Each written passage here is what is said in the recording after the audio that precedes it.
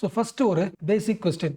So இவன் வந்து human being. இவன் என்ன பண்ணுவானோ அதை மெஷின் பண்ணுது. இப்போ machine can think and also it can reply you. So human பீயிங்ஸோட யூனிக்கு ஒரு விஷயம் சொன்னா யோசிச்சு ரிப்ளை பண்ணுவாங்க. இப்போ அந்த வேலையை மெஷினே பண்ணிடுச்சுன்னா உங்க கம்பெனிக்கு நீங்க யாரை ஜாப்ல வைப்பீங்க? அந்த மெஷினையா ஹியூமன் பீயிங்ஸா? மெஷின்ஸ் தானே. So this is the reality.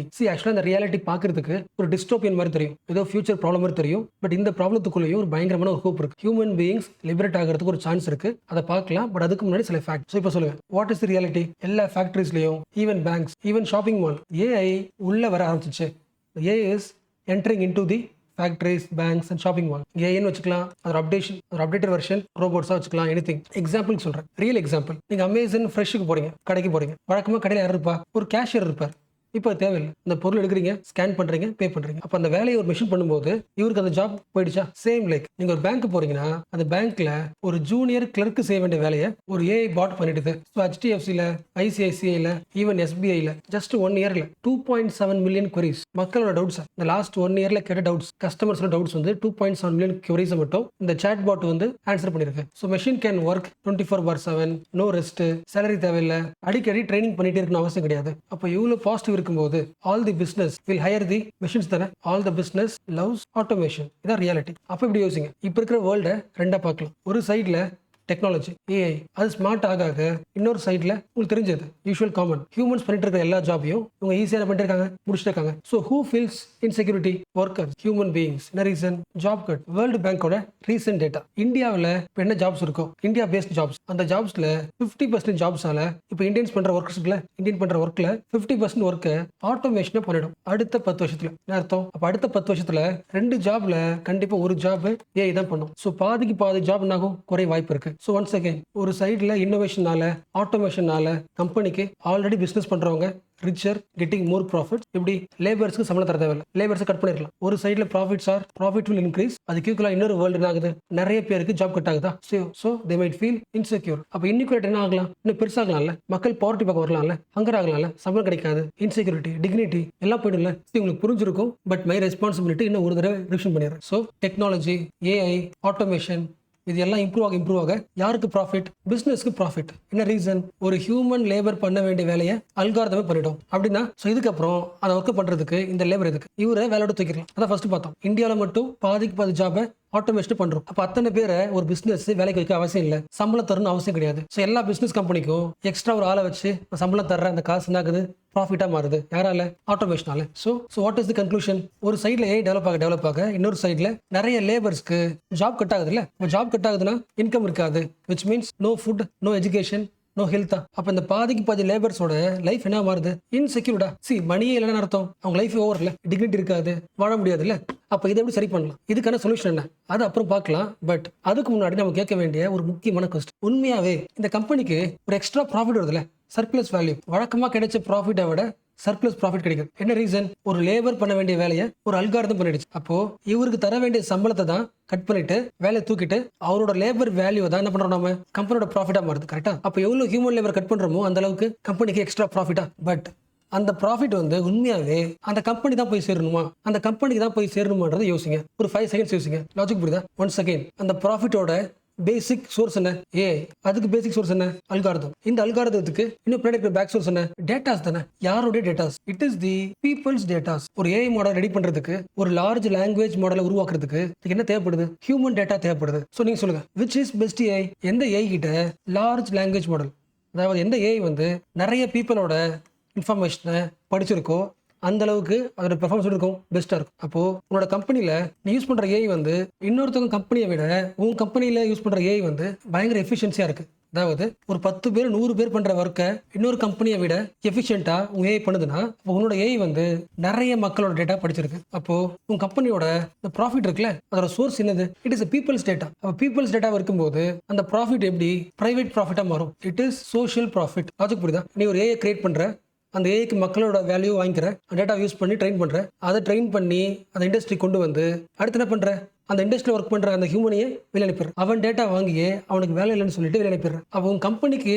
இன்புட்டா வரும்போது மட்டும் சோஷியல் நாலேஜ் தேவைப்படுது. அது வழியா கிடைக்கிற ப்ராஃபிட் மட்டும் எப்படி பிரைவேட் ப்ராஃபிட்டா மாறும். It should also become social profit, public profit. This is called as data dividend theory. எல்லா ஏஐலையும் டேட்டாவை மக்கள் இன்வெஸ்ட் பண்ணிருக்காங்க. அப்போ அந்த டேட்டாவை பயன்படுத்தி நீ உருவாக்குற ஏஐக்கு ஒரு ப்ராஃபிட் வருதுன்னா அந்த ப்ராஃபிட்ல சர்டன் அமௌண்ட் நீங்கள் கவர்மெண்ட்டுக்கு தரணும், மக்களுக்கு தரணும். It is social profit, it is social wealth. ஒரு கம்பெனியோட பிரைவேட் ப்ராஃபிட்டை பார்க்க முடியாது. அந்த அமௌண்ட்டை யாருக்கெல்லாம் வேலை போயிடுச்சோ அவங்களுக்கு கொடுங்க ஸ்டார்டிங் டைம்ல. பட் போக போக போக எல்லா மக்களுக்கும் பிரிச்சு ஈக்குவலாக தரணும். It is universal. So people must ask for data royalties. So இந்த தியரி சொன்னது ஃபேமஸ் ஹராரி தான். Harari plus Shoshana Zuboff. இவங்களோட புக்கு தான் age of surveillance capitalism plus Mariana Mazzucato mission economy. இவங்களோட ஐடியாஸ் தான் இந்த டிவிடெண்ட் தியரி. ஓகேவா? So the automation gains should be shared through universal basic income. அந்த ஆட்டோமேஷனோட சக்ஸஸ்க்கு காரணம் பீப்புளோட டேட்டாஸ். அப்போ அதில் வர கெயினை ஒரு சர்டன் அமௌண்ட் ஆஃப் டேக்ஸை போட்டோ இல்லை அதில் வந்து டிவிடெண்டா என்ன பண்ணி ஆகணும், நம்ம கவர்மெண்ட் வாங்கி யூனிவர்சலாக எல்லாருக்கும் பிரித்து தரணும். ஸோ வருஷம் இல்லை மாதம் பேசிக்காக எல்லாருக்குமே ஒரு இன்கம் வந்து சேரணும். ஸோ இப்போ சொல்லுங்க, ஏஐனால நிறைய பேருக்கு ஜாப் லாஸ் ஆச்சுல, அந்த இன்செக்யூரிட்டியை எப்படி சரி பண்ணலாம்? Easiest way universal basic income. AI வழியா கிடைக்கிற அந்த ப்ராஃபிட், அந்த automation profit, it is social profit. So அந்த ப்ராஃபிட்ல கவர்மெண்ட் டேக்ஸ் போடலாம். அதில் கரெக்டாக டேக்ஸ் அமௌண்ட்டை எல்லா மக்களுக்கும் ஈக்குவலாக பிரித்து தரலாம். அப்போ யாருக்கு ரீச் ஆகிடும்? ஜாப் லாஸ் ஆனவங்களுக்கும் ரீச் ஆகிடும். ஸோ யூனிவர்சலாக எல்லாருக்கும் மந்த்லியோ இல்லை ஆனுவலாவோ ஒரு பேசிக்காக ஒரு இன்கம் கிடைச்சிரும். இந்த ஐடியா பார்க்கறது ரொம்ப சிம்பிளாக இருக்கும். பட் இந்த ஒரு சின்ன ஐடியா ஒரு பயங்கரமான ஒரு சேஞ்சை உருவாக்கும். இது எல்லா கண்ட்ரியும் அடாப்ட் பண்ணிக்கிட்டா. So first universal basic income, இதோட பாசிட்டிவ் ஃபர்ஸ்ட் தெரிஞ்சுக்கணும். அதோட பாசிட்டிவ் தெரிஞ்சாதான் அந்த சேஞ்சையும் புரிஞ்சுக்க முடியும். ஸ்டார்ட் பண்ணலாம். ஸோ ஃபர்ஸ்ட் எக்கனாமிக் அட்வான்டேஜ் ரொம்ப சிம்பிள். நம்ம ஆல்ரெடி பார்த்துருக்கோம். ஒரு கம்பெனி எல்லா வேலையும் ஆட்டோமேஷனாக பண்ண இந்த உலகம் முழுக்க ஆட்டோமேஷனாக மாறிடுச்சுன்னா மக்களுக்கு வேலை இருக்காது. மக்களுக்கு வேலை இல்லைன்னா சம்பளமே இருக்காது. அப்போ சம்பளமே இல்லைன்னா இந்த உலகம் முழுக்க இருக்க எல்லா பிஸ்னஸும் ஒரு பொருள் உற்பத்தி பண்ணி மார்க்கெட்டுக்கு கொண்டு வராங்களே, அந்த மார்க்கெட்டில் அந்த பொருளை யார் வாங்குவா? எந்த மக்களும் வேலைக்கு போகல, இல்லைனா பாதி மக்களுக்கு வேலை போயிடுச்சு. அப்போ சம்பளமே இல்லைன்னா மார்க்கெட்டில் வந்து பொருள் வாங்க மாட்டாங்க. அப்படி கஷ்டப்பட்டு எவ்வளோ தான் ப்ராஃபிட் சம்பாதிச்சாலும் நீங்கள் உற்பத்தி பண்ண பொருளாகும் மார்க்கெட்டில் அப்படியே ஆகும், அப்படியே தேங்கி நிற்கும். இந்த மார்க்கெட்டில் எல்லா பொருளும் தீர்ந்து போனால் தான் அடுத்து நீங்கள் ப்ரொடியூஸ் பண்ண முடியும். ஸோ வேறு வழியே கிடையாது. உங்களோட ப்ராஃபிட் என்பது ப்ரைவேட் ப்ராஃபிட்டாக பார்த்தா இந்த எக்கனாமி என்ன ஆகாது, மூவ் ஆகாது. It is a social profit. அந்த ப்ராஃபிட்டை கவர்மெண்ட்டு கொடுத்தாகணும், டேக்ஸாக கொடுத்தாகணும். அந்த அமௌண்ட்டை எல்லா மக்களுக்கும் ரீடிஸ்ட்ரிபியூட் பண்ணி தான் ஆகணும். அட்லீஸ்ட் மினிமம் இன்கமாக கொடுத்தாகும். ஸோ மக்களுக்கு யூனிவர்சலாக ஒரு பேசிக் இன்கம் போனால் தான் அந்த காசை வச்சுக்கிட்டு மார்க்கெட்டுக்கு வருவாங்க. எல்லா கம்பெனிஸும் என்ன பொருள் உற்பத்தி பண்ணீங்களோ அந்த பொருளை மக்கள் வாங்குவாங்க. So first advantage universal basic income acts like the market stabiliser, இல்லைனா எக்கனாமி ஸ்டெபிலைசர். இந்த பாயிண்ட் புரிஞ்சுல? ரொம்ப சிம்பிளாக சொல்லிட்டாங்களே, ரொம்ப சிம்பிளாக சொல்லிட்டாங்களே. மக்கள் கையில் காசு இல்லைன்னா மார்க்கெட்டில் எப்படி டிமாண்ட் இருக்கும்? மார்க்கெட்டில் யாருமே பொருள் வாங்க வரலன்னா அந்த பொருளுக்கு டிமாண்டே இருக்காது. பொருள் விலை ரொம்ப கம்மியாயிடும். பொருள் விலை ரொம்ப கம்மியாயிடுச்சுன்னா யாருமே வாங்கலைன்னா கம்பெனிக்கு ப்ராஃபிட்டே கிடையாது. கம்பெனி மூட வேண்டியதான், வேற வழியே கிடையாது. எல்லா உலகம் முழுக்க இருக்க எல்லா கம்பெனிஸும் எல்லா இண்டஸ்ட்ரீஸ் ரன் ஆகணும்னா மக்களை வாங்க வைக்கணும். மக்களை வாங்க வைக்கிறதுக்கு கண்டிப்பாக அவங்க கையில் காசு கொடுத்து ஆகணும். அந்த இன்கம் தான் universal basic income. First point.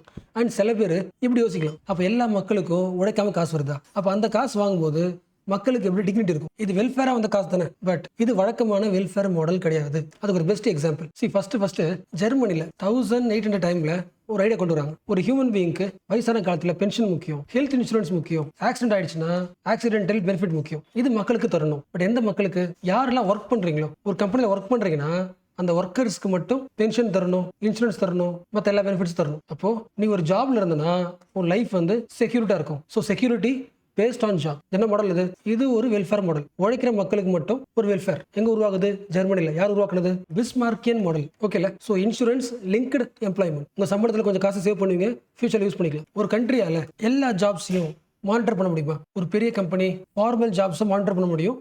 அங்கே ஒர்க் பண்ணுற லேபர்ஸ்க்கு மட்டும் எல்லா பெனிஃபிட்டும் கொடுக்க முடியும். அப்போ பிஸ்மார்க்கியன் மாடல் ஒரு வெல்ஃபேரை உருவாக்குது. அது யாருக்கு மட்டும்தான்? ஃபார்மல் லேபருக்கு மட்டும்தான். வீட்டில் ஒர்க் பண்ணுற ஒரு ஹவுஸ் ஒய்ஃப்க்கு அந்த ஜாபுக்கு வெல்ஃபேர் கிடைக்காது. இன்ஃபார்மல் ஜாப்ஸ்க்கு வெல்ஃபேர் கிடைக்காது. இந்தியாவில் முக்கால்வாசி பேர் யாரு? இன்ஃபார்மல் தான். இது ஒரு வகையான வெல்ஃபேர். யாருக்கு மட்டும்தான்? யாருக்கு மட்டும்? டைரக்டா ஃபார்மல் ஒர்க் வழியா கண்ட்ரி கான்ட்ரிபியூட் பண்றவங்களுக்கு மட்டும் இந்த பெனிஃபிட். இப்போ அடுத்த அப்டேட் 1940s. இது பிரிட்டன் மாடல். ஸோ பிரிட்டன்ல ஒரு வாய்ஸ் ரைஸ் ஆகுது. வேர்ல்டு வார் 2 டைம்ல உருவான ரிப்போர்ட் பேஸ் பண்ணி உருவான ஐடியா. அதே ஒர்க் பண்றவங்களுக்கு மட்டும் செக்யூரிட்டி. யாரெல்லாம் கஷ்டப்படுறாங்களோ எல்லா சிட்டிசன்ஸ்க்கும் கவர்மெண்ட் செக்யூரிட்டியை ப்ரொவைட் பண்ணணும். So state will help you. இந்த மாடல் தான் எல்லாரும் பயன்படுத்திருக்காங்க. பட் என்ன கண்டிஷன்? நீ ரொம்ப கஷ்டப்படுற, வேலை எல்லாம் கஷ்டப்படுற, உனக்கு காசு ரொம்ப கம்மியா இருக்கு, ஹெல்த்துக்கு காசு இல்லை, எஜுகேஷன் காசு இல்லைன்னு சொல்லிட்டு நீ கஷ்டப்படுறத, நீ பவர்ட்டின்றத ஃபார்மை ரெடி பண்ணி ஃபில் பண்ணி கவர்மெண்ட் சப்மிட் பண்ணணும். அந்த ஃபார்மை பார்த்துட்டு யாரெல்லாம் கஷ்டப்படுறாங்களோ அவங்களுக்கும் எல்லா செக்யூரிட்டி உண்டு. லாஜிக் புரிஞ்சா? ஃபர்ஸ்ட் லெவலில் ஒர்க் பண்ணுறவங்க எல்லாருக்கும் என்ன கிடைச்சிச்சு? ஒர்க் பண்ணுற எல்லாருக்குமே செக்யூரிட்டி கிடைச்சிருச்சு. இப்போ அடுத்த லெவல் அவங்கள மட்டும் பார்த்தா பத்தாது. சில பேருக்கு லைஃப் ரொம்ப கஷ்டப்படுறாங்க, அவங்களுக்கு சில செக்யூரிட்டி கொடுக்கலாம்னு சொல்லிட்டு அவங்களையும் உள்ளடக்குறாங்க. அடுத்த level. But it needs more paper work. பியூரோக்ரஸிக்குள்ளே போகணும், அவங்க சைன் பண்ணணும், அதை அப்ளை பண்ணணும். அப்போ இவ்வளோ ப்ராசஸ்க்கு அப்புறம் வாங்குற அந்த காசு இருக்கும்ல, அது எப்படி ஃபீல் ஆகும்? டிகினிஃபைடாக இருக்காதுல்ல. பட் எல்லாரும் இதை ஃபாலோ பண்ணுறாங்க. ஸோ பிஸ்மார்க் மாடல் வேலை செய்கிறவங்க மட்டும்தான். பிரிட்டன் மாடலில் ரொம்ப கஷ்டப்படுறவங்களுக்கும் செக்யூரிட்டி. இப்போ அடுத்த level UPI model, universal basic income. அது என்ன வேலை செய்கிறவங்க வேலை செய்யாதவங்க பவர்ல கஷ்டப்படுறவங்க அப்படிலாம் கிடையாது. இது ஏன் நாடு இந்தியா. நீங்கள் நாட்டில் எடுக்கிறதுனால எல்லா மக்களுக்கும் ஒரு குறிப்பிட்ட அமௌண்ட் மாதம் வருஷம் கொடுத்துருவோம். இது யாரோட உழைப்பையும் சுரண்டி உங்களுக்கு வரல. டெக்னாலஜியோட அட்வான்ஸ்மெண்ட்னால, நம்மளோட கல்வினால, நம்மளோட ஐடியாஸ்னால உருவான ப்ராஃபிட் இது. ஸோ எல்லாருக்கும் என்ன உண்டு? செக்யூரிட்டி உண்டு. என்ன ரீசன்? நீங்கள் கண்ட்ரியோட சிட்டிசன். நீங்கள் இந்த கண்ட்ரியோட சிட்டிசனாக இருக்கிறதுனாலயே உங்களுக்கு இந்த உரிமை உண்டு. யூனிவர்சல் பேசிக் இன்கம் வாங்கிட முடியும். ஸோ மினிமலாக மாசமோ இல்லை வருஷமோ ஒரு குறிப்பிட்ட இன்கம் உங்களுக்கு வந்து சேர்ந்துடும். ஓகேல? அதாவது எப்படி ரைட் டு ஸ்பீக் அடிப்படை உரிமை இருக்குல்ல, right to speak, right to express, right to live இருக்குல்ல. Similarly right to live dignity. எனக்குன்னு மாசம் ஒரு காசு வருது, அந்த காசை வச்சுக்கிட்டு சாப்பிட முடியும், லைஃப் வாழ முடியும். அப்போ அது என்னவா மாறுது?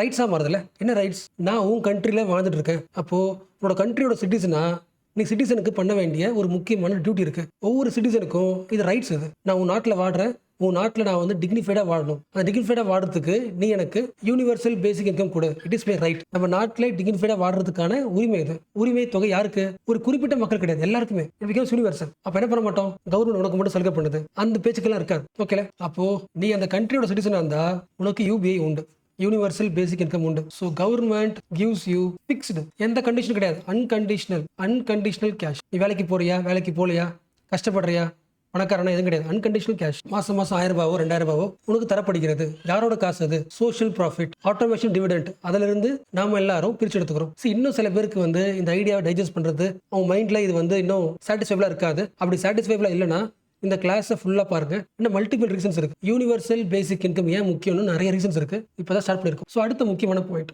ஜஸ்ட் யோசிங்களேன். இந்தியாவில் முக்காவாசி பேர் ஒரு ஜாபுக்கு போறாங்கன்னா என்ன reason? The only reason is income, survival. அதாவது வாடுறதுக்கு சாப்பிட்றதுக்கு காசு தேவைப்படுது, வீட்டை பார்த்துக்க காசு தேவைப்படுது, வேற வழியே கிடையாது. நான் என்ன படிச்சிருந்தாலும் பரவாயில்ல, எனக்கு வெயிட் பண்ணி பொறுமையா எக்ஸ்ட்ரா இன்னும் படிச்சலாம் வேலைக்கு போக முடியாது. காலேஜ் முடிச்சுட்டேன், ஏதோ கிடைச்ச வேலை, ஏதோ ஒரு வேலைக்கு என்ன பண்ணி ஆகணும், ஒரு ஜாப்ல சேரணும். அப்போ இந்த உலகத்துல நீ வாடுறது உன்னோட சர்வேவில் it is dependent on jobs. Your life is completely dependent on market. So human is not independent. He is completely trapped in the dependent chain. தன்னோட சாப்பாடுக்கு ஒரு கம்பெனி நம்பி தான் இருக்கணும். யோசிக்க முடியுதா? நீ வாழணுமா, உனக்கு காசு வேணுமா, வேற வழியே இல்லை, என் கம்பெனியில் வேலை செய், ஏதாவது வேலை செய், அந்த காசை வச்சு சாப்பிட்டுக்கும். So your survival, your dignity is chained with market. இப்போ யோசிங்களேன், இந்த யூனிவர்சல் பேசிக் இன்கம் என்ன பண்ணுது? அந்த நிறைய பேருக்கு வேலை போயிடுச்சுல, ஏஐனால இருக்கலாம், இல்லை படிச்சு முடிச்சுட்டு அன்எம்ப்ளாய்மெண்ட் இருப்பாங்களே, யங்ஸ்டர்ஸாக இருக்கலாம். இவங்க எல்லாருக்கும் மாசம் எல்லாருக்குமே யூனிவர்சலா ஒரு மினிமம் இன்கம் கவர்மெண்ட் கொடுத்துருது. அந்த காசை வச்சுக்கிட்டு உன்னால உயிர் வாழ முடியும், சாப்பிட முடியும். ஸோ இதுக்கப்புறம் பசிக்காக என்ன பண்ண தேவையில்ல, வேலைக்கு போக தேவையில்ல. So your job is not tied with survival. சர்வைவலுக்கு நீ சிட்டிசனாக இருக்கிறதுனாலே அந்த கண்ட்ரி என்ன பண்ணுறோம், உன்னை வாழ வச்சிரும், உனக்கு ஒரு காசு கொடுத்து டிக்னிஃபைட் லைஃபை கொடுத்துரும். அப்போ அடுத்து என்ன பண்ணணும்? உன்னோட தர்ஸ்ட் எது இருக்கும்? வயிற்றுல இருக்காது, ஸ்டொமக்கான பசி தீர்ந்து போச்சு, இப்போ மூளைக்கான பசி. இப்போ என்ன பண்ணுவோம்? நீ சொசைட்டியில் அடுத்த லெவல் போகணும், நல்ல பேர் வாங்கணும். இப்போ நான் ஒரு ஜாப் போகிறேன், எனக்கான ஒரு ஜாப், பேஷன் ஜாப். அந்த ஜாபுக்கு எல்லா மக்களும் நகர்த்தும். எது? Universal basic income. லாஜிக் புரியுதா? சீரோ டீப்பா யோசிங்களேன். வருஷம் பார்க்குறோம். 1950, 60, 70, 80, 2000, 2010, 2020 எல்லா வருஷமும் ஜிடிபி நம்பர்ஸ் அதிகமாயிட்டே இருக்கு. ஒரு கண்ட்ரியோட growth அதிகமாயிட்டே இருக்கு. அந்த கண்ட்ரியோட growth எங்க பார்க்க முடியல? மக்கள்கிட்ட பார்க்க முடியல. மக்கள் கையில காசு கிடையாது, முக்காவாசி பேர் கஷ்டப்படுறாங்க. அப்போ லிங்கே இல்ல. பட் இப்போ இந்த ஏஐ பேஸ் பண்ணி அடுத்த 5 years, அடுத்த 10 years ஆட்டோமேஷன் அதிகமாக எந்த கண்ட்ரி ஏஐல ஸ்ட்ராங் ஆகிதோ, ஒர்க் எஃபிஷியண்டா பண்ணுதோ, பிசினஸ் நிறைய பண்ண முடியும், லாபம் அதிகமாக சம்பாதிக்க முடியும். அப்ப அந்த ப்ராஃபிட்டை டிவிடெண்டா கவர்மெண்ட் வாங்கி யூனிவர்சல் பேசிக் இன்கம் கொடுத்தா அந்த கண்ட்ரி வர அந்த ஜிடிபி நம்பர்ஸ் அதிகமாக ஏஐனால, ஆட்டோமேஷனால அந்த ஜிடிபி அதிகமாக அந்த ப்ராஃபிட் கூட யூனிவர்சல் பேசிக் இன்கமும் அந்த ஃபண்டும் லிங்க் ஆனதுனால சிட்டிசன் ஆகிட்டே இருப்பான், டெவலப் ஆகிட்டே இருப்பான். அவன் சிட்டிசனுக்கும் அவனோட பேசிக் இன்கம் அதிகமாக தன்னோட அடுத்த எய்ம் என்ன வச்சிருப்பான்? It is not survival, it is passion, dedicated work. அந்த ஒர்க் தான் என்ன உருவாக்கும்? கிரியேட்டிவிட்டி உருவாக்கும், அடுத்த லெவல் ஆஃப் இன்வென்ஷன் உருவாக்கும், அந்த கண்ட்ரியை அடுத்த லெவல் சயின்டிஃபிக் தாட்ஸ்க்கு போகும். ஸோ ஜஸ்ட் எந்த கண்ட்ரீஸ்ல யூனிவர்சல் பேசிக் இன்கம் அக்செப்ட் பண்றாங்களோ அந்த கண்ட்ரில ஃபியூச்சர்ல லாங் டேர்ம்ல இன்னோவேஷன் வர வாய்ப்பு உண்டு. இல்லைன்னா எல்லா மக்களும் கஷ்டப்பட்டு படிச்சு அந்த அன்எம்ப்ளாய்மெண்ட் டைம்ல, அந்த ஜாப் கட் டைம்ல தன்னோட ஸ்கில்லை டெவலப் பண்ண தெரியாம, ஸ்கில்லை டெவலப் பண்ண காசு இல்லாம இருக்கிற வேலையிலே போய் யங்ஸ்டர்ஸோட அந்த ஸ்கில் இருக்கும்ல, அந்த மிட் பீரியட், அந்த டெமோகிராஃபிக் டிவிடெண்ட், யங்ஸ்டர்ஸோட அந்த வேல்யூ வந்து அந்த கண்ட்ரிக்கு யூஸ் ஆகாம போயிடும். ஓகேல. ஸோ யூனிவர்சல் பேசிக் இன்கம் ஒரு கம்பெனியும் காப்பாற்றுது, அவன் ப்ரொடியூஸ் பண்ற பொருளை மார்க்கெட்டுக்கு வரும்போது மக்களுக்கு டிமாண்ட் பண்ணி கம்பெனியும் மூவ் பண்ண வைக்குது, கம்பெனியோட பொருளை வாங்க வைக்குது. ஸோ கம்பெனிக்கு advantage, at the same time அந்த மாஸ் அன்எம்ப்ளாய்மெண்ட் டைம்ல அந்த மக்களுக்கு ஒரு டிக்னிஃபைட் லைஃப்காகவும் இந்த காசு செயல்படுது. And most importantly it is universal income, which means உங்க வீட்டில் ஒர்க் பண்ற, ஹோம் ஒர்க் பண்ற எல்லா பெண்களுக்கும் காசு போகும். So universal basic income is trying to create gender justice. So இது வரைக்கும் இன்விசிபிளா தெரிஞ்ச ஒரு கான்ட்ரிபியூஷன்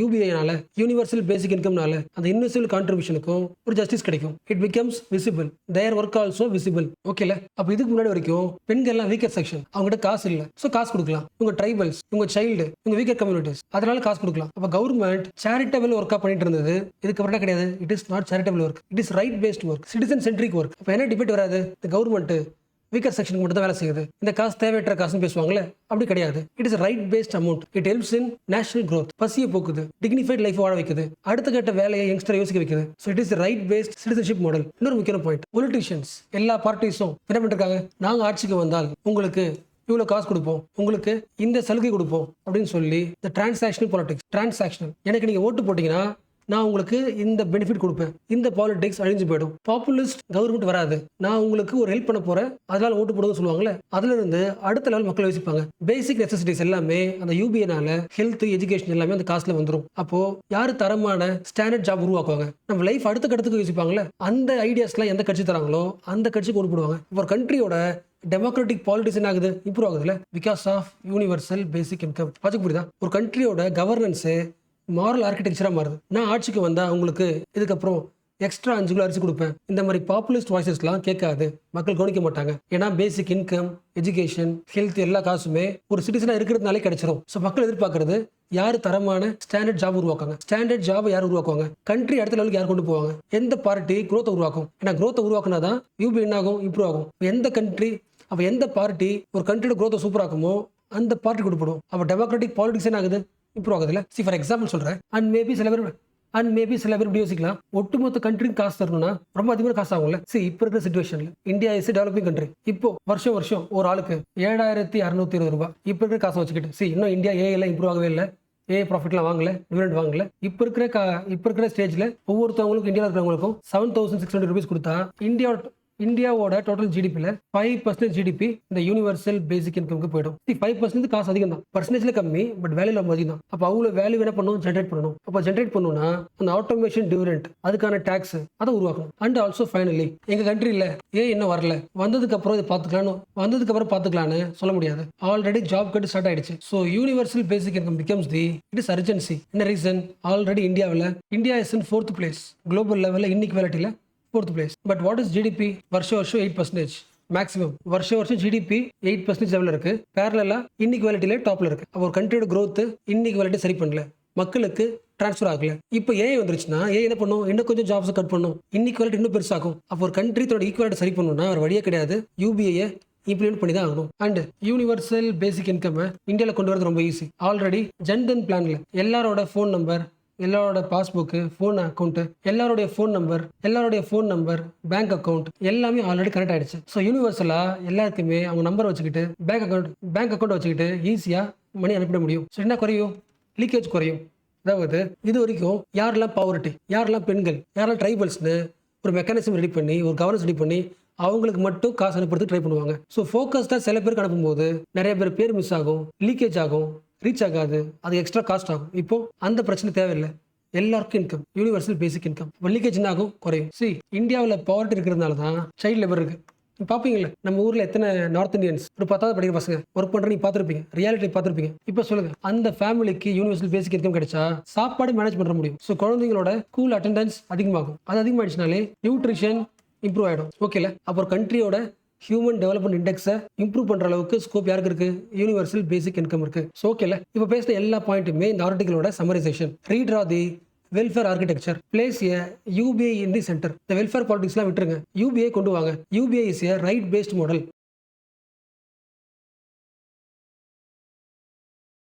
ஸோ ரேர் எர்த் எலமெண்ட்டா ஆல்மோஸ்ட் எல்லாருக்குமே தெரியும் தான். It is most famous. இந்த கிளாஸ்ல இந்த எலமெண்ட்டோட எக்கனாமி பார்க்க போகிறோம். இன்னும் ஸ்பெசிஃபிக்காக சொல்லணும்னா ட்ரேட் பற்றி தான் பார்க்க போகிறோம். மேபி சில பேர் இந்த வீடியோ பார்க்குறவங்களுக்கு ஃபர்ஸ்ட் டைம் இந்த வார்த்தை கேட்கலாம். ஸோ மேபி ஒரு ஸ்கூல் சில்ட்ரன் பார்த்தாலும் ஈஸியாக புரிஞ்சுக்கிற மாதிரி ஒரு ஷார்ட் இன்ட்ரோ. ஃபர்ஸ்ட் ஒரு பேசிக் கொஸ்டின், ஃபேன் இருக்குல்ல, ஃபேன் எப்படி ஓடுது? ஒரு சுவிட்ச் போடுறோம், எலக்ட்ரிசிட்டி பாஸ் ஆகுது, ஓடுதா? பட் அடுத்த கொஸ்டின், எலக்ட்ரிசிட்டின்றது கண்ணுக்கே தெரியாது. கண்ணுக்கு தெரியாத ஒரு விஷயம் எப்படி வந்து ஓட வைக்குது? ஆக்சுவலாக இந்த ப்ராசஸை இந்த ஆங்கிலையும் புரிஞ்சுக்க முடியும். அதுக்கு ஒரு பெஸ்ட் க்ரூட் எக்ஸாம்பிள் ஒரு அயன் வச்சுக்கலாம். ஒரு அயன் நீடில் மாதிரி வச்சுக்கலாம். அந்த ஆணிக்கு பக்கத்துல ஒரு மேக்னெட் வைக்கிறோம். மேக்னெட் உடனே என்ன பண்ணும்? அதை இழுத்துக்குமா? இரும்ப புல் பண்ணிக்குமா? ஸோ மேக்னெட் என்ன பண்ணுது? டக்குன்னு பிடிச்சி எடுத்துதா? ஸோ மேக்னெட்டுக்கு ஒரு பொருளை இழுக்கவும் தெரியும், புஷ் பண்ணவும் தெரியும். கரெக்டா? இந்த ஐடியாவை இந்த ஃபேன்ல அப்ளை பண்ணுங்களேன். ரொம்ப சிம்பிள் இல்ல? ஒரு ஒயருக்குள்ள இல்லைன்னா ஏதாவது மெட்டலுக்குள்ள எலக்ட்ரிசிட்டி பாஸ் ஆயிடுச்சுன்னா அந்த ஃபுல் பகுதி என்ன ஆக்ட் ஆகும்? அந்த ஃபுல் பகுதியுமே மேக்னெட் ஆக்ட் ஆகும். Magnetism, electromagnetism. ஸோ மேக்னெட்டோட ப்ராப்பர்ட்டி என்ன? புல் பண்ணலாம், புஷ் பண்ணலாம். இப்போ ஏதோ ஒரு ப்ராசஸ்னால ஃபேன் என்ன பண்ணுது? ஒன்று புல் பண்ணலாம், இல்லை இழுக்கலாம், அதை வச்சு சுத்த வைக்குதா? மேக்னெட்டிக் புல்னு சொல்லலாமா? இது ரொம்ப பேசிக் பாயிண்ட். ஸோ நம்ம கிட்ட சில பொருள் இருக்கு, அயனு, கோபால்ட், நிக்கல்னு நிறைய மெட்டல் இருக்கு. இந்த பொருள் மேல எலக்ட்ரிசிட்டி பாஸ் ஆச்சுன்னா பர்மனண்டாவே எலக்ட்ரிசிட்டி ஆஃப் பண்ணாலுமே அது எப்பொழுதும் பர்மனண்டாவே மேக்னெட்டா ஒர்க் ஆகும். அதுக்கு புரியுதா? சில பொருளுக்கு எலக்ட்ரிசிட்டி போகும்போது மட்டும்தான் மேக்னெட்டா ஒர்க் ஆகும். சில பொருள் எப்போதும் பர்மனண்டாவே எலக்ட்ரிசிட்டி ஆஃப் பண்ணதுக்கு அப்புறமும் பர்மனண்டாவே மேக்னெட்டா செயல்படும். அப்ப என்ன பண்ணலாம்? இந்த பொருளை வச்சு புஷ் பண்ணலாம், புல் பண்ணலாம். அதான மூவ்மெண்ட். மோட்டர் அப்படிதானே ஓடும். இப்போ அடுத்த பாயிண்ட், ஒரு சின்ன மேக்னெட் ஒரு பொருள் இருக்கணும். அதே பொருளை ஒரு பெரிய மேக்னெட்னா ஃபாஸ்டா எடுத்துரும்ல. அப்ப மேக்னெட்டோட சைஸ் பெருசாக அதோட பவர் எப்படி இருக்கும்? இழுக்கிறது இன்னும் ஃபாஸ்டா இருக்குமா? இப்ப என்ன ஆகுது? ஒரு மெஷின் இருக்கு, அந்த மெஷினுக்குள்ள அந்த மேக்னெட்டிக் பவரை பயன்படுத்தணும்னா ஏதாவது ஒரு மெட்டலை பயன்படுத்துறோம். ஓகே, அந்த மெட்டலோட சைஸ் வந்து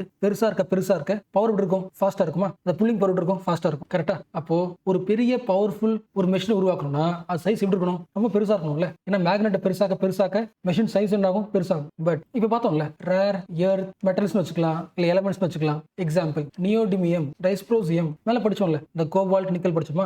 இந்த மாதிரி இது ஒரு மெட்டல், ரேரா கிடைக்கிற மெட்டல். இந்த மெட்டல்ஸுமே they can act as the permanent magnet. Electricity use பண்ணாமலே இந்த மெட்டலால மேக்னெட் மாதிரி செயல்படும். இன்னும் சிம்பிளா சொல்லணும்னா, ஒரு பெரிய மெஷின்ல ஒரு பெரிய சைஸ் மெட்டல் பண்ற இந்த மேக்னெட்டிக் வேலையை இந்த நியோடிமியம், டிஸ்ப்ரோசியம் ஒரு சின்ன சைஸ்லயே அவ்வளவு மேக்னெட்டிக் புள்ளையும் அதால பண்ண முடியும். பாயிண்ட் புரிஞ்சுல? அதாவது இந்த ரேர் எர்த் எலமெண்ட்ஸ் இருக்காங்களே, they are super strong permanent magnets. ரொம்ப சிம்பிளா பார்த்துருக்கோம். ஒரு பொருளை மூவ் பண்ணணும்னா, இழுக்கணும்னா, தள்ளணும்னா மேக்னெட் தேவைப்படுது. பட் எல்லா இடத்துலையும் மேக்னெட் பயன்படுத்த முடியாது. மெட்டல் பயன்படுத்துறோம், எலக்ட்ரிசிட்டி பாஸ் பண்றோம். எலக்ட்ரிசிட்டி பாஸ் பண்ண உடனே அந்த மெட்டல் என்ன ஃபார்ம் ஆகுது? மேக்னெட்டா ஃபார்ம் ஆகுது. பட் சில மெட்டல்ஸால எலக்ட்ரிசிட்டி ஓடாமலே பர்மனெண்டாவே மேக்னெட்டா செயல்பட முடியும். பட் அந்த மெட்டல் ஒரு மிஷின்ல பவர்ஃபுல்லா பயன்படுத்தணும்னா அது சைஸ் எப்படி இருக்கணும்? ரொம்ப பெருசா இருக்கணும். அந்த சைஸ் பெருசாக இந்த புல்லிங் பவர் எப்படி இருக்கும்? ஃபாஸ்டா இருக்கும். பட் ஒரு பெரிய மெட்டல் பண்ண வேண்டிய மேக்னெட்டிக் வேலையை ஒரு சின்ன மெட்டல் நியோடிமியம் ரொம்ப சின்ன அளவுலயே சூப்பர் ஸ்ட்ராங்கா அட்ராக்ட் பண்ணுது, ஃபாஸ்டா இழுக்குது. What is advantage? நம்ம செல்போனோட சைஸ் ஸ்லிம்மா மாறும். போனுக்குள்ள வைக்க வேண்டிய மேக்னெட்டை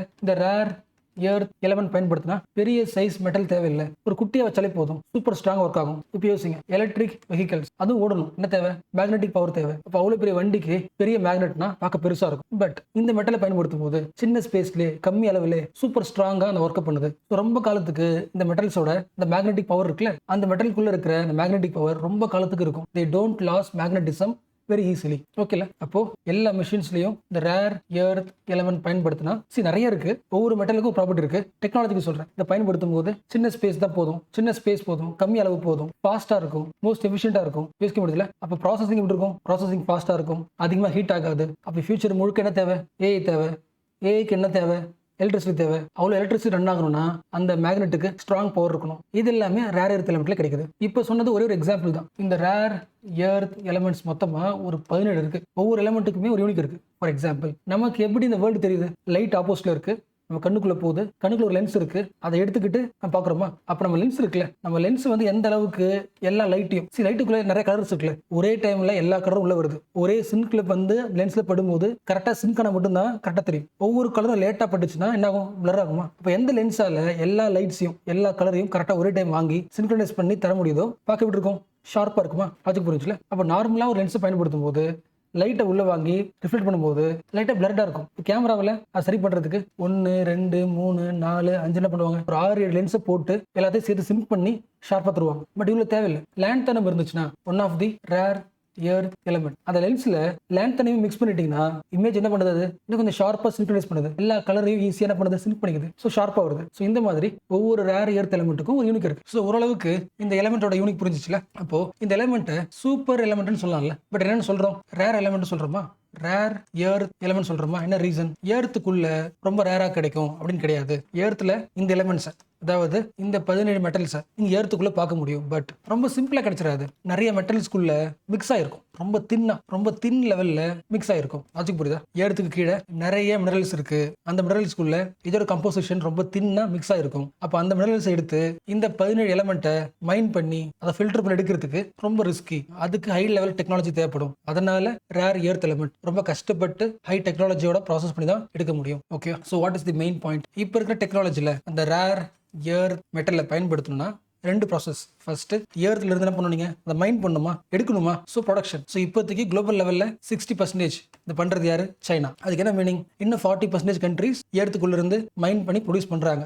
பட் கிடைச்சதை எடுத்து ரிஃபைனிங் பண்றது, அந்த மினரல்ஸை பிரிச்சு ரிஃபைன் பண்ணி அதை ஃபில்டர் பண்ற ப்ராசஸ் இருக்குல்ல, அந்த ப்ராசஸ் பண்றது 90% சைனா. ஓகேல. அப்போ எந்த கண்ட்ரிக்கு டெக்னாலஜிக்கலா டெவலப் ஆகணும்னா ரேர் எர்த் எலமெண்ட் தேவை. பட் 90% அதை ரிஃபைன் ஆகி எக்ஸ்போர்ட் பண்றது யாரு, சைனா. யோசிக்க முடியல. அப்ப யூஎஸ்ஏவே சைனா கிட்ட இருந்தா ரேர் எர்த் எலமெண்ட் வாங்கிட்டு இருக்கு. இப்படி இருக்கிற சிச்சுவேஷன்ல ட்ரம்பால சைனா எதிர்த்து ட்ரேட் வார் போட முடியுமா? Already US is dependent on China for rare earth element. So இது பேசிக்ஸ். ஸோ இந்த பேசிக்ஸ் தான் நீங்க பிசினஸ் பேஜ்ல லெஃப்ட் சைடு இருக்குல்ல, what are rare earth, why are they so vital. இதை ஃபாஸ்டா ரீட் பண்ணுங்க. சரி, உங்களுக்கு தெரிஞ்ச பாயிண்ட்ஸ் தான், பட் ரிவிஷன் மாதிரி. ரேர் எர்த்னா என்ன, ஒரு 17 எலமெண்ட் இருக்கு. இந்த 17 எலமெண்ட் இல்லாம ஃபியூச்சர்ல உருவாக்குற ஐபோன்ல இருந்து வாஷிங் மிஷின்ல இருந்து ஃபைட்டர் ஜெட்ல இருந்து எதையுமே ப்ரொடியூஸ் பண்ண முடியாது. They are not rare. ரொம்ப காமனா கிடைக்கும். பட் எர்த்தோட கிரஸ்ட்ல அதோட குவான்டிட்டி மிக்ஸ் ஆகும்போது ரொம்ப கம்மியா இருக்கும். மற்ற மினரல்ல இருந்து அதை பிரிச்சு ப்ராசஸ் பண்றதுக்கு ஃபர்ஸ்ட் டைம் யூஎஸ் சயின்டிஸ்ட் தான் அந்த மினரல்ஸ் இருந்து பிரிக்கிறதுக்கு ஃபில்டர் பண்றதுக்கான ப்ராசஸை சொல்றதே இவங்க தான். US scientist help to develop a process to separate and refine the rare earth in 1950s. So ஃபார்முலாவை யூஎஸ்ஏ கண்டுபிடிச்சிருந்தாலும் 1980s அப்புறம் இந்த இண்டஸ்ட்ரியில, அந்த ஃபில்டர் பண்ற இண்டஸ்ட்ரியில டாமினேட் பண்றது சைனா மட்டும் தான். என்ன ரீசன், இந்த ப்ரொடக்ஷன் இருக்குல்ல, இந்த ரிஃபைன்மெண்ட் இருக்குல்ல, மோஸ்ட் ரிஸ்கி. என்விரான்மெண்ட் பொல்யூஷன் ஏற்படும். அவ்வளவு ரிஸ்கான ப்ராஜெக்ட்டை ஒரு பிரைவேட் பிளேயர் பண்ண மாட்டாங்க. பட் சைனாவில் டபுள் அட்வான்டேஜ், சீப் லேபர் இருக்கு, என்விரான்மெண்டல் ரூல்ஸும் அந்த அளவுக்கு ஸ்ட்ராங் கிடையாது, கவர்மெண்ட்டே சேர்ந்து பண்ணுது. அப்போ இந்த சர்க்கம்ஸ்டன்ஸ்னால சீப் லேபர்ல கம்மி காஸ்ட்ல ரிஃபைன் பண்ண முடியுது. யோசிக்க முடியல. அப்போ இந்தியாவில பண்ண முடியும். பட் ப்ரொடக்ஷன் காஸ்ட் இருக்கும், அதிகமாக இருக்கும். அப்போ ஒருத்தர் கஷ்டப்பட்டு அதை ப்ரொடியூஸ் பண்ணாலும் ரிஃபைன் பண்ணாலும் அவன் வைக்கிற காசை விட சைனாவோட காசு எப்படி இருக்கும், கம்மியா இருக்கும். அப்போ மார்க்கெட்ல ட்ரேட் பண்ணும்போது நம்ம எலமெண்ட் காசு எப்படி இருக்கும், அதிகமாக இருக்கும். So most of the people is buying from China. So China accounts for 60% of the global mine production, 90% for the refine production. So இப்போ தான் சைனா கிட்ட டிபெண்ட் ஆகக்கூடாதுன்னு சொல்லிட்டு ஃபியூச்சரில் யூஎஸ்ஏ, ஆஸ்திரேலியா, யூரோப்னு ஆல்டர்னேட்டிவா வேற எங்க இதெல்லாம் வாங்கலான்றதை முடிவு பண்ணிட்டு இருக்காங்க. ஸோ இது ஒரு நியூஸ். அப்படியே இன்னைக்கு ஃப்ரண்ட் பேஜ்ல பாட்டம் நியூஸ் இருக்குல்ல, Trump seek the trade war truce. இந்த நியூஸை பார்க்கணும். பட் இந்த நியூஸை பார்க்கறதுக்கு முன்னாடி ஃபர்ஸ்ட் சில கீவேர்ட்ஸ் இன்ட்ரோ பண்ணிடுறோம். எல்லாமே உங்களுக்கு தெரிஞ்ச கீவேர்ட்ஸ் தான், ஃபாஸ்ட்டாக பார்க்கலாம். ஸோ ஃபர்ஸ்ட்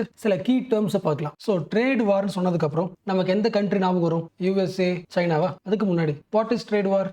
ரொம்ப சிம்பிளா சொல்லணும்னா, ஒரு கண்ட்ரி வேணும்னே இம்போர்ட் டாக்ஸ் அதிகமாக்குமா, இன்னொரு கண்ட்ரில இருந்து பொருள் வாங்கும்போது அந்த பொருளுக்கு டாரிஃப் அதிகமாக்கிடுமா, அப்ப அதுக்கு கவுண்டரா சைனா என்ன பண்ணும், அதுவும் டாரிஃப் அதிகமாக்கும். So trade war. இப்போ நெக்ஸ்ட் கீவேர்டு ஓபியாய்டு. ஞாபகம் இருக்கா? Opioid, fentanyl. So last month இந்த ட்ரக் பார்த்தோம், ஞாபகம் இருக்கா? Opioid, fentanyl. எல்லாருக்குமே இல்லீகல் ட்ரக் தெரியும். படத்துல காட்டுற ஹெராயினை விட இந்த ட்ரக் வந்து 50 மடங்கு பவர்ஃபுல். 50x. எதுல பவர்ஃபுல்? பெயின் கில்லர்ல பவர்ஃபுல். ஸோ 50 மடங்கு ஹெராயினை விட பெயினோட வலியை குறைக்கும். பட் இந்த மருந்து அடிக்ஷனையும் உருவாக்கும். நிறைய பேர் இந்த மருந்துக்கு அடிமையா இருக்காங்க. ஸோ என்ன பண்றாங்க, இல்லீகலா ட்ரேட் பண்றாங்க. இது ஓபியாய்டு, ஃபென்டனிலோட update. Second keyword. And third keyword, உங்களுக்கு G20 தெரியும்ல, குளோபல் லெவல்ல டாப்பா இருக்கிற 20 கண்ட்ரிஸ் G20. இந்த வார்த்தை ரிமூவ் பண்ணிட்டு G2ன்னு சொன்னா நீங்க யாரை சொல்லலாம்? இந்த உலகத்துல 2 பவர்ஃபுல் கண்ட்ரிஸ்ன்னு சொன்னா எதை சொல்லுவீங்க? ஆப்வியஸ்லி யூஎஸ்ஏ, சைனாவா? எஸ். இது அடுத்த கீவேர்ட் G2. லாஸ்டா குவாட் ஞாபகம் இருக்கா? India, US, Japan, ஆஸ்திரேலியாவா? 4 பேர் கொண்ட குரூப்பா. இந்தியன் ஓஷனையும் இந்தோ பசிபிக் ஓஷனையும் சேஃபா பாத்துக்கிறதுக்கான ஒரு குரூப். ஸோ இந்த எல்லா கீவேர்ட்ஸையும் பேஸ் பண்ணி தான் இன்னைக்கு ஃப்ரண்ட் பேஜ்ல இந்த பாட்டம் நியூஸ் இருக்குல்ல, இந்த நியூஸோட கோர் பாயிண்ட் இந்த கீவேர்ட்ஸ் தான். ஓகேவா? ஸோ கீவேர்டு முடிச்சாச்சு. இப்போ சீன்குள்ள போகலாம். சைனாவில் இருந்து தான் 90% ரேர் எர்த் எலிமெண்ட்ஸ் ரிஃபைன் ஆகி உலகம் முழுக்க எக்ஸ்போர்ட் ஆகுது, ஈவன் டு தி யூஎஸ்ஏ. இந்த சிச்சுவேஷன்ல ட்ரம்ப் சைனாவோட இந்த பொருளை யூஎஸ்ஏக்கு வரக்கூடாது, அதிகமான டாரிஃப் போட முடியுமா? போட முடியாதுல்ல. அப்படி போட்டா யூஎஸ்ஏலே டெக்னாலஜிக்கல் டெவலப்மெண்ட் நடக்காது. எல்லா டெக்னாலஜிக்கும் இந்த மெட்டல் தேவைப்படுது. இப்போ என்ன பண்றாங்க, 2 தலைவர்களும் ட்ரம்ப்பும் ஜியும் சவுத் கொரியால மீட் பண்றாங்க. மீட் பண்ணி நம்ம 2 பேரும் கொஞ்ச நாளைக்கு டேரிஃப் வர நிறுத்தி வைக்கலாம். முக்கியமா இந்த ரேர் எர்த் எலமெண்ட்டுக்கு அமெரிக்கா டேரிஃப் போடாது. டேரிஃப் போட்டுச்சுன்னா உலகம் முழுக்க குளோபல் அன்சர்டனிட்டி வந்துடும். எல்லா கண்ட்ரீஸும் இந்த மெட்டலை டிமாண்ட் பண்ணுது. ஸோ டேரிஃப் அதிகமாக்கல. ஸோ இந்த முடிவை யார் எடுக்கிறா, இந்த 2 கண்ட்ரீஸும் எடுக்கிறா. இந்த 2 கண்ட்ரீஸும் மீட் பண்றாங்க. மீட் பண்ணி முடிவு பண்றாங்க. அப்போ யாருக்கு தோணுது, குவாட் கண்ட்ரீஸ்க்கு தோணுது. இதுக்கு முன்னாடி வரைக்கும் India, USA, Japan, Australia group இருக்கு. குரூப்பா சேர்ந்து முடிவு பண்ணுவோம். இப்போ ட்ரேடுன்றது, டேரிஃப்ன்றது, ட்ரேட் வார்ன்றது குளோபல் சம்பந்தப்பட்ட விஷயம். அந்த முடிவை ஜஸ்ட் 2 கண்ட்ரீஸ் சேர்ந்து அசால்ட்டா முடிவு பண்ணிட்டாங்க. அப்போ இந்த உலகத்தோட டெசிஷன் மேக்கர்ஸா யார் மட்டும் இருக்காங்க, 1 2. அப்ப G2 மேல ஒரு கன்சர்ன் இருக்கு. G2 ஓட இம்பார்ட்டன்ஸ் அதிகமாக மொத்த குரூப் இருக்காங்களே குவாட், இந்த குரூப்ல இம்பார்ட்டன்ஸ் யூஎஸ்ஏக்கு இருக்காது. குவாடோட யூனிட்டியை இந்த G2 என்ன பண்ணலாம், டிஸ்டர்ப் பண்ணலாம். யாருக்கு ப்ராப்ளம், இந்தியாவுக்கு ப்ராப்ளம். ஸோ கோர் பாயிண்ட் புரிஞ்சுல. சவுத் கொரியால ட்ரம்ப்பும் ஜியும் மீட் பண்றாங்க. 2 பேரும் சேர்ந்து டேரிஃபை குறைச்சிக்கலாம்னு பேசுறாங்க. 2வது சைனாவில இருந்து அந்த ட்ரக் பார்த்தோம்ல ஃபேண்டனில் இல்லீகலா யூஎஸ்ஏக்கு வருது. அப்போ 2 கண்ட்ரிஸ் என்ன பண்ணலாம், அந்த இல்லீகல் ட்ரேடை கண்ட்ரோல் பண்ணலாம்னு பேசுறாங்க. 3வது ஃபர்ஸ்ட் பார்த்தோம்ல 90% ரேர் எர்த் மினரலை ரிஃபைன் பண்றது யாரு, சைனா. ஸோ சைனாவில் இருந்து தான் யூஎஸ்ஏக்கு என்ன போகுது, இந்த ரேர் எர்த் மினரல்ஸே போகுது. அப்போ இந்த பொருளுக்கு யூஎஸ்ஏ டேரிஃப் போடாது. அதில் டேரிஃப் போட்டா அதுலேயும் ட்ரேட் ஒர்க் பண்ணா குளோபல் லெவலில் ப்ராப்ளம் வரலாம். ஏன்னா இந்த எல்லா மினரல்ஸும் ஃபியூச்சர் டெக்னாலஜிக்கு யூஸ் ஆகுது. இப்போ ஓகேல. ஸோ இதெல்லாம் தான் இந்த ஆர்டிகளோட முக்கியமான பாயிண்ட்ஸ்.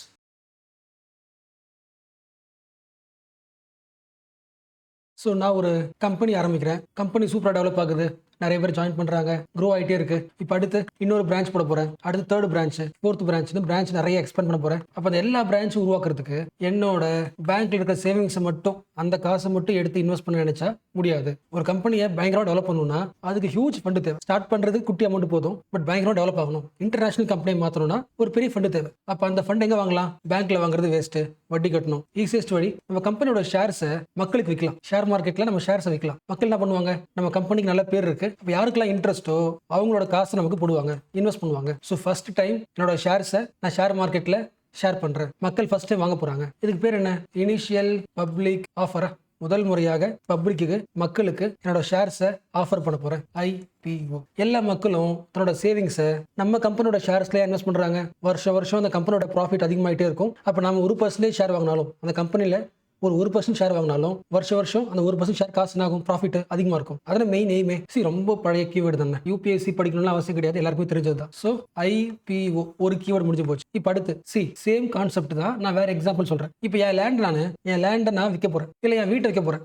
எனிதிங் நான் சொல்கிறேன், என்னோட வீட்டோட வேல்யூ வந்து வர்த்து வந்து 1 கோடி. வாங்குறவங்க என்ன சொல்லுவாங்க, அவங்க யோசிப்பாங்கல்ல, இல்லை மேபி இந்த இடத்துல இருக்கிறதுனால இந்த லேண்டு இல்லை அந்த வீடு வந்து மேபி 80 crore, சில பேர் 70 crore சொல்லலாம். எல்லாரும் என்ன பண்றாங்க, அந்த ப்ராப்பர்ட்டி வேல்யூ பண்றாங்களே, இதுக்கு பேர் என்ன, வேல்யூவேஷன். ஸோ ரேண்டமா மக்கள் பண்றது. ஒரு கம்பெனியோட, ஒரு லேண்டோட இல்லை வீட்டோட வர்த்து எவ்வளோ என்ன பண்ணுவாங்க, அசஸ் பண்ணுவாங்க. ஃபியூச்சர் கிடையாது, இப்போ அதோட வர்த்து என்ன. ஸோ இப்போ நம்ம பண்ணது ரேண்டமா பண்றோம், கரெக்டா. பட் இன்டர்நேஷனல் லெவலில் நிறைய பேர் இருப்பாங்க. கோல்ட்மேன் சாக்ஸ், ஃபினான்ஷியல் அட்வைசர்ஸ், நிறைய இன்ஸ்டிடியூஷன்ஸ், குளோபல் லெவலில் பெரிய கம்பெனிஸ்லாம் இருக்குல்ல, அந்த கம்பெனியோட வர்த்து வேல்யூ என்னன்னு சொல்லிட்டு வேல்யூஷன் பண்ணுவாங்க. லாஜிக் புரிஞ்சா? அந்த ஃபர்ஸ்ட் சொன்ன எக்ஸாம்பிள் லிங்க் பண்ண முடியுதா? நான் என்னோட கம்பெனியை ஷேர்ஸை இனிஷியல் பப்ளிக் ஆஃபரிங் பண்ண போறேன். ஓகே, அதுக்கு ஃபர்ஸ்ட் என்ன பண்ணணும், என்னோட கம்பெனியை வேல்யூவேஷன் பண்ணணும். ஃபார் எக்ஸாம்பிள் வேல்யூவேஷன் பண்ணணும். அப்படி வேல்யூ பண்ணதுல என் கம்பெனியோட வேல்யூ வந்து 1 கோடி. என்ன பண்ண போறேன், இந்த 1 கோடியில 50 லட்சத்தை மட்டும் ஷேர்ஸ் பிரிக்க போறேன். ஒவ்வொரு ஷேர்ஸ் விலை வந்து 10,000 50 லட்சத்துக்கு நிறைய ஷேர்ஸ் வைக்க போறேன். மக்கள் என்ன பண்ண போறாங்க, வாங்க போறாங்க. ஸோ வேல்யூவேஷன் பண்ணிட்டு IPO ஆஃபர் பண்றேன். மக்கள் என்ன பண்ணுவாங்க, அதில் இன்வெஸ்ட் பண்ணுவாங்க. ஸோ ஃபைனலி எனக்கு தேவையான காசை இன்வெஸ்ட்மெண்ட் நான் என்ன பண்ணிட்டேன், ரைஸ் பண்ணிட்டேன். கேபிட்டல்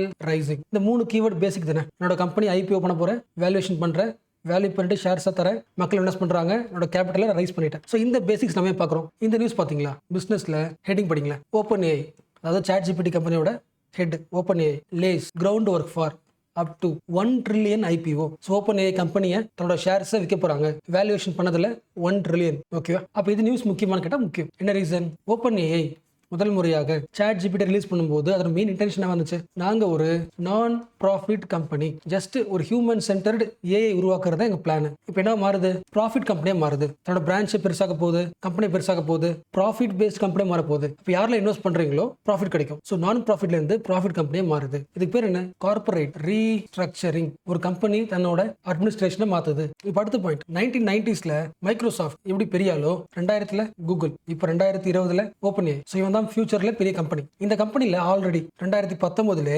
மைக்ரோசாஃப்ட் இருக்காங்கல்ல, இவங்க ஆல்ரெடி ஒரு $13 பில்லியன் இன்வெஸ்ட்மெண்ட் இதில் பண்ணியிருக்காங்க. விச் மீன்ஸ் இந்த கம்பெனியில் 27% ஸ்டேக், 100 பங்குல 27% பங்கு யாரோடது? மைக்ரோசாஃப்டோட. அப்போ அதிகமாக இன்ஃப்ளூன்ஸ் இருக்கும்ல. அப்போ என்ன பண்ணலாம்? கம்பெனியை ரீஸ்ட்ரக்சர் பண்ணலாம், ஐபிஓ பண்ணலாம். நிறைய வேல்யூக்கு இப்போ பிரசென்ட்ல ஓப்பன் ஐயோட வேல்யூ என்னவோ அவ்வளோ வேல்யூவேஷன் பண்ணி நிறைய அமௌண்ட் என்ன பண்ணலாம்? ஐபிஓ பண்ணால் நிறைய மக்கள் ஷேர் வாங்குவாங்க. அதை கம்பேர் பண்ணும்போது மைக்ரோசாஃப்டோட ஸ்டேக் எப்படி இருக்கும்? கம்மியாக இருக்கும். அப்போ எப்போதுமே மைக்ரோசாஃப்ட் டிபெண்ட் பண்ணியிருக்கோம்ல, அது குறையும். ஸோ எப்படி இருந்தாலும் ஃபர்ஸ்ட் ஏஐ ஃபார் ஹியூமனிட்டி அப்படின்ற கம்பெனி இப்போ ஏஐ ஃபார் ப்ராஃபிட். அப்போ எப்போ ஒரு கம்பெனி ப்ராஃபிட் நோக்கி செயல்படுதோ it should be more accountable.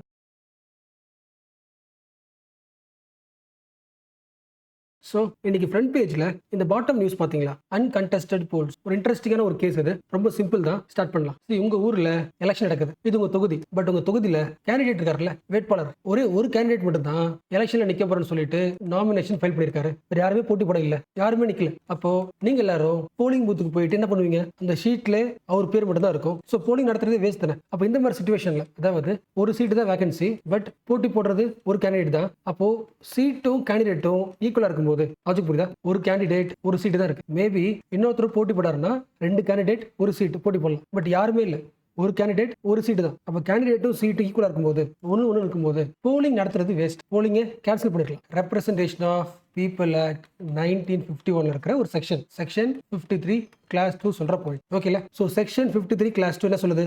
சிம்பிளா ஒன் லைன் சொல்லிச்சு. If candidate is equal to number of seats. ஒரு கேண்டிடேட் ஒரு சீட்டு தான் இருக்குன்னா அங்கே போட்டியே இல்லை. ஸோ போலிங் வைக்க வேணாம், நோ போல்ஸ். அப்போ யார் வின்னர், யாரை வின்னர் அனௌன்ஸ் பண்ணணும், அதுக்கு ஒரு ரூல் இருக்கு. ஸோ எப்படி இந்த பாயிண்ட் வந்து ஆர்பி ஆக்ட் 1951 இருக்கிற செக்ஷன் 53(2) இது பேசிச்சோ, அதே மாதிரி இன்னொரு ரூல் இருக்கு, conduct of election rules 1961. Difference புரியுதா?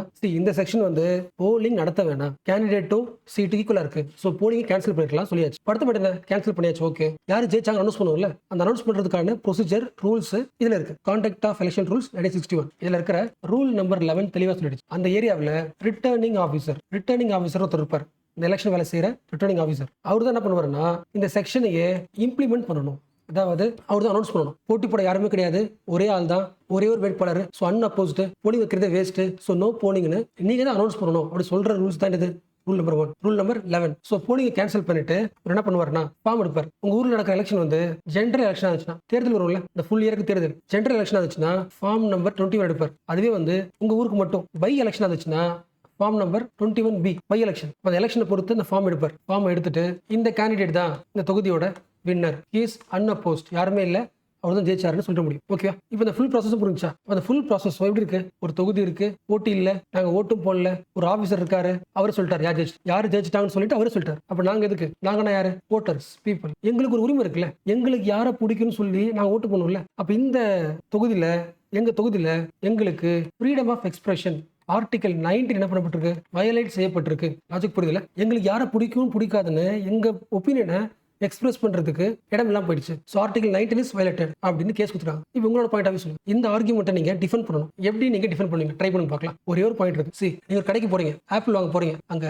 நிறைய வகையான ஆப்பிள் இருந்தால் மட்டும்தான் இந்த கடைக்கு போவீங்க. நிறைய வகை ஆப்பிள் இருக்கு, அதுல நீங்க ஓகே இந்த ஆப்பிள்னு நீங்க ஒரு முடிவெடுப்பீங்க. உங்க எக்ஸ்பிரஷனை நீங்க காட்டுவீங்க. அதே மாதிரி ஃபர்ஸ்ட் உங்க எக்ஸ்பிரஷன் காட்டுறதுக்கு முதல்ல நீங்க இங்க போகணும், ஓட்டு போட போகணும். ஸோ ஃபர்ஸ்ட் ஸ்டெப் வந்து ஓட்டு போட போறது. பட் உங்க தொகுதியில போலிங்கே நடத்தல, அதாவது ஓட்டிங்ன்ற ஈவெண்ட் நடத்தல. அப்ப நீங்க ஃபர்ஸ்ட் போலிங் நடத்தணும், நடத்த போறீங்க, ஓட்டு போட போறீங்க. அதுல ஒரு ஆப்ஷன் இருக்கும்போது அதுல ஆப்ஷன் இல்ல, எனக்கு பிடிச்ச ஒரு ஆளை எக்ஸ்பிரஸ் பண்றதுக்கு ஃப்ரீடம் ஆஃப் எக்ஸ்பிரஷன் இல்லைன்னு சொல்லிட்டு அடிப்படை உரிமை கேன்சல் ஆகி சொல்லிட்டு கேஸ் கொடுக்கலாம். பட் இந்த ஈவெண்ட்ல நீங்க ஓட்டு போட போல, என்ன ரீசன்? போலிங்கே கிடையாது. அப்போ அது இல்லாத ஈவெண்ட் அப்போ இதை எப்படி கேட்க முடியும்? இது government point of view. Logic புரிஞ்சுல? இந்த ஈவெண்ட்ல நீங்க ஃபர்ஸ்ட் தெரிஞ்சுக்க வேண்டிய 2 முக்கியமான கீவேர்ட். Right to vote. அர்த்தம், எனக்கு ஓட்டு போடுற உரிமை உண்டா? நான் போலிங் செஷன் போலாமா? என்ன உள்ள விடுவாங்களா? அது first step. Right to vote. Right to ஓட்ன்றது என்ன கிடையாது? It is not fundamental rights. அது பார்லிமெண்ட் கொடுத்த ஒரு ரைட். 1951ல ரெப்ரசன்டேஷன் ஆஃப் பீப்புள் ஆக்ட், அந்த ஆக்ட்ல ஒரு செக்ஷன் நம்பர் 62. ஸோ பார்லிமெண்ட் ஒரு சட்டம் போடுது, அந்த சட்டத்துல ஒரு செக்ஷன் வைக்குது, செக்ஷன் நம்பர் 62. அதான் சொல்லுது எல்லா மக்களுக்கும் ஓட்டு போடுற உரிமைன்னு சொல்லியாச்சு. அப்ப லா படி கிடைச்ச உரிமை. இட் இஸ் ஸ்டாட்யூட்டரி ரைட்ஸ், சட்டப்பூர்வமான உரிமை. என்ன கிடையாது? கான்ஸ்டிடியூஷன் ரைட்ஸ் கிடையாது, ஃபண்டமெண்டல் ரைட்ஸ் கிடையாது. ஃபண்டமெண்டல் ரைட்ஸ்ல ரைட் டு ஓட்டு கிடையாது. கான்ஸ்டியூஷன் புக்ல நீங்க ஓட்டு போடுங்க ரைட் டு ஓட் அப்படி கிடையாது. It is not constitutional rights, it is not fundamental rights, it is statutory rights. Parliament கொடுத்த ரைட்ஸ், செக்ஷன் வழியா கிடைச்ச ரைட்ஸ். அப்ப பார்லிமெண்ட்டுக்கு என்ன பவர் உண்டு? பார்லிமெண்ட் தான் உங்களுக்கு ஒரு செக்ஷன் வழியா ஓட்டு போட உரிமை கொடுத்துருக்கு, அந்த பவர் இருக்கு. அப்ப அதே பார்லிமெண்ட்டுக்கு இந்த தொகுதியில் யாருமே இல்லைன்னா இங்க ஓட்டு போட வேணாம், நோ போலிங் சொல்ற உரிமை உண்டு. அப்ப போலிங்கே வைக்காத போது என்னையே ஓட்டு போட விடலன்னு கேட்கறது இட் இஸ் நாட் ரைட். அப்படி கேட்டாலும் it is not the violation of fundamental rights, it is violation of statutory rights. அப்படி என்ன கேட்கலாம்? இல்ல பரவாயில்ல, ஒரு ஆள் இருந்தாலும் பரவாயில்ல, நீங்க போலிங் நடத்துங்க, நாங்கள் சும்மா வச்சு என்ன பண்றோம், ஓட்டு போடுறோம். இல்லைன்னா ரெண்டாவது ஆப்ஷன் நோட்டா வைங்க, நோட்டா வச்சு என்ன பண்றோம், நோ சொல்றோம். எங்களுக்கு பிடிச்சதா எஸ் சொல்றோம், இல்ல நோ சொல்றோம். இது மக்களுக்கு கொடுக்குற தீர்வு. இது அப்புறம் பார்க்கலாம். இது புரிஞ்சுச்சா? 2 கீவேர்டு, ரைட் டு ஓட், எனக்கு ஓட்டுக்கு போறதுக்கான உரிமை. இது ஃபர்ஸ்ட் ஸ்டெப். உள்ள போயாச்சு. அடுத்து யாரை சூஸ் பண்ண போறீங்க? நிறைய பேர் இருக்காங்க. ரைட் டு ஓட்டை பயன்படுத்தி இதுல எனக்கு பிடிச்சால எனக்கு இவரை பிடிச்சிருக்கு, அப்ப என்னோட விருப்பத்தை எக்ஸ்பிரஸ் பண்றேன், ரைட் டு எக்ஸ்பிரஸ். இது செகண்ட் ஸ்டெப். பட் என்னென்ன கேஸ் கொடுத்துருக்கீங்க, எனக்கு தொகுதியில் ரைட் டு எக்ஸ்பிரஷன் வயலேட் ஆயிடுச்சு, எனக்கு பிடிச்ச ஒரு ஆளை ஓட்டு போட முடியல அப்படி சொல்லாதீங்க. இது கவர்மெண்ட் பாயிண்ட் ஆஃப் வியூ. இந்த கேஸ் இன்னும் சுப்ரீம் கோர்ட் தான் இருக்கு. சுப்ரீம் கோர்ட் என்ன பண்ணுது, இந்த கேஸ் லிஸ்ட் பண்ணிருக்கு, இன்னும் தீர்ப்பு தரல. இப்ப பாக்குறது government point of view. So என்னென்ன கேஸ் கொடுத்துருக்கீங்க, எனக்கு என்னோட விருப்பத்தை எக்ஸ்பிரஷனை ஷேர் பண்றதுக்கு உரிமை இல்லை. What is government point of view? First அதுக்கு போலிங் நடக்கணும். போலிங்க நடக்கல, நீங்க ஓட்டு போட உள்ள விடல, நீங்க ஓட்டு போட உள்ள போனாதான் எக்ஸ்பிரஷன் பண்ண முடியும். கரெக்டா? இப்போ இந்த பாயிண்ட் தான் அகைன் மக்கள் கொஸ்டின் கேக்குறாங்க. சரி ஓகே, ஏன் ஓட்டு போட விடல, ஏன் கேன்சல் பண்ணீங்க? ஒரே ஒரு ஆள் நின்னா கேன்சல் பண்ணுமா? ஃபர்ஸ்ட் பேசணும்ல, ஒரு ஆள் இருக்கட்டும். ரெண்டாவது ஆப்ஷனா நோட்டா வைங்க, ஏன் நோட்டா வைக்கல? எலெக்ஷன் கமிஷனோட பாயிண்ட் ஆஃப் வியூ என்னன்னா, போலிங் நடத்துறத பர்பஸ் வந்து நோட்டா கிடையாது.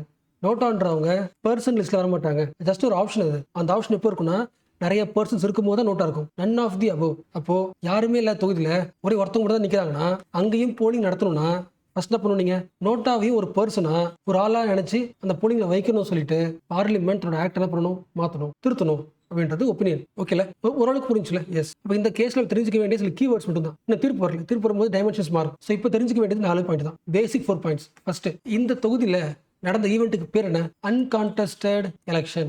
ஓகே, யாருமே கான்டெஸ்ட் பண்ணலனா என்ன செக்ஷனை பயன்படுத்தலாம்? ஆர்பி ஆக்ட் 1951ல சொல்லப்பட்ட செக்ஷன் 53 கிளாஸ் 2 பயன்படுத்தலாம். பயன்படுத்தி கண்டெஸ்டேஷனே இல்ல, சோ நோ போல். யார் பண்ணணும்? ரூல் 11ல இருக்கு. ரூல் 11 படி ரிட்டர்னிங் ஆஃபீஸர் இந்த செக்ஷனை பயன்படுத்தி போலிங் கேன்சல் பண்ணிட்டு அந்த ஒரு ஆளை அன்அப்போஸ்டா ஒரு ஃபார்ம் ஃபில் பண்ணி, எந்த ஃபார்ம் 21 இருக்கலாம், 21B இருக்கலாம், இந்த ஃபார்ம் ஃபில் பண்ணி அவர் தான் வின்னர் சொல்லிடலாம். அடுத்த கீவேர்ட், ரைட் டு ஓட்டு வேற, எனக்கு ஓட்டு போடுற உரிமை வேற, ரைட் டு எக்ஸ்பிரஸ் வேற. நான் ஓட்டு போட ஃபர்ஸ்ட் போகணும், அவங்களோட எக்ஸ்பிரஷனை ஒப்பீனியன் காட்டணும். அடுத்த பாயிண்ட், ரைட் டு ஓட்டுனா கிடையாது, it is not fundamental rights. என்ன கேட்க முடியாது, எங்க தொகுதியில ஓட்டு போட விடல, ரைட் ஓட்டு இல்லைன்னு கேட்க முடியாது. ரைட் ஓட்டுன்றது அடிப்படை உரிமை கிடையாது, எக்ஸ்பிரஷன் மட்டும் தான் இருக்கு. அப்போ ஓட்டிங்க நடக்காத ஒரு ஈவெண்ட்ல, ஓட்டிங் நடக்காத ஒரு தொகுதியில போயிட்டு என்னோட எக்ஸ்பிரஷனே காட்ட முடியும் சொல்றது வேஸ்ட், லாஜிக்கலா இல்ல. ஒரு ஸ்கூல்ல ஒரு போட்டி நடக்கணும், அந்த போட்டி நடந்தா மட்டும்தான் என்ன பண்ண முடியும், எக்ஸ்பிரஸ் பண்ண முடியும். போட்டி நடக்காத போது நான் எக்ஸ்பிரஸ் பண்ண எப்படி கேஸ் பண்ண முடியும்? Government point of. But last நாம வந்து சொல்ல வேண்டியது, செக்ஷன் 53 கிளாஸ் 2 அந்த ரூல் நம்பர் 11 கண்டிப்பா டெமோக்ரஸியை வயலேட் பண்ணுது. சொல்லாமா, மக்களுக்கு நான் தொகுதியில் யாரும் நிற்கிறோன்றத இல்லை வேணான்றத எஸ் சொல்றதுன்ற அந்த ஈவெண்ட்டை, அந்த போலிங்கை ஸ்டாப் பண்ணுது. அப்போ இந்த 2 செக்ஷனாக பண்ணணும், ஒன்று டெலிட் பண்ணணும், இல்லை மாற்றணும். மாற்றிட்டு யாருமே நிற்கலனா கூட அன்அப்போஸாக ஒரு ஆள் இருந்தால் கூட அகைன் நோட்டாவையும் ஒரு பர்சனாக கன்சிடர் பண்ணி ஆப்ஷன் வைங்க. அந்த 2 பேருக்கு நடுவில் போட்டி வைங்க. ஸோ போலிங் வேணான்னு சொல்கிற அந்த ஐடியாவை தூக்கிட்டு எப்படி இருந்தாலும் போலிங் வைங்க, டெமோக்ராட்டிக் பாயிண்ட்டை கொண்டு வாங்க. மக்கள் என்ன பண்ணலாம், voting பண்ணலாம். அந்த 2 பேர்ல எக்ஸ்பிரஷன் காட்டலாம். ஸோ இது வந்து பீப்புள் பாயிண்ட் ஆஃப் வியூ. ஓகேல, so this case is now pending, ஃபியூச்சரில் பார்க்கலாம்.